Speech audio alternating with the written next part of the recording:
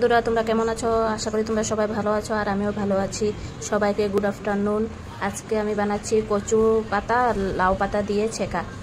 তোমরা ছেঁকা কিভাবে বানাও আমাকে কমেন্টস করে কমেন্ট বক্সে জানাবে। এই দেখো, এখানে আমি কচু পাতা নিয়ে নিচ্ছি, কোমল কোমল কচু পাতা, আর এখানে লাউ পাতা। আগের থেকে রসুন আর কাঁচা লঙ্কা আধা পেশা করে রেখেছি। রসুনটা একটু বেশি দিবা, তোমরা রসুনটা একটু বেশি দিলে ভালো লাগে ছেঁকাতে। এইখানে ছোট ছোট করে লাউ পাতা কচু পাতা কেটে নিয়ে জল দিয়ে দিয়েছি। জলটা ফুটলে এখানে আমি লবণ দেবো। এই যে আমি এখানে জলের মধ্যে লবণ দিয়ে দিয়েছি, তারপরে অল্প একটু খাওয়ার সোডা দিয়ে দেবো। জল গরম হয়ে গেছে, এখন আমি কচু পাতাগুলো দিয়ে দেবো।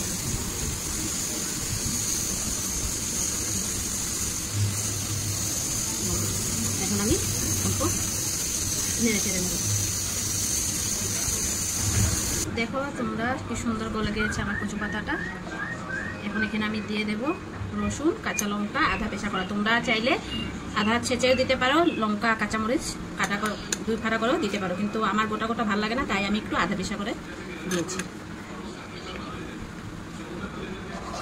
এখন ভালোভাবে মিশিয়ে দেব, আর একটু কিছুক্ষণ ভালো মতন ফুটিয়ে ডাল ঘুটনো দিয়ে ঘুটা দিয়ে দেবো। বাস এতটুকুই, এটা রেসিপি কমপ্লিট হয়ে গেছে।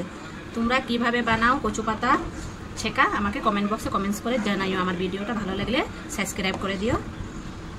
আর এই কচু পাতাটার সাথে সাজনা পাতা এড করলেও ভালোই লাগে। আমি তো সাজনা পাতা পাই নাই, তাই লাউ পাতা আর কচু পাতা দিয়ে আমি এই রেসিপিটা বানিয়েছি। আমার ছেঁকা রেডি হয়ে গেছে। এখানে একটু আমি ডাল ঘুটনি দিয়ে দেবো, ছেঁকাটা যেরকম সুন্দর করে মিশে যায়। আমি ছেঁকাটাকে বেশি ঘনও করি নাই, বেশি পাতলাও করি নাই, মিডিয়াম মতনের বানিয়েছি। তোমরা চাইলে একটু পাতলাও করতে পারো, যারা পাতলা খেতে ভালোবাসো, আর যারা ঘন খেতে ভালোবাসো তারা ঘন বানাতে পারো। আমি মিডিয়ামে বানিয়েছি। বন্ধুরা, আমার ছেঁকা রেডি হয়ে গেছে। কি সুন্দর হয়ে গেছে, দেখতে পাচ্ছ কালারটা? দেখো তোমরা। এই যে এখন আমি বলে উঠিয়ে নেব।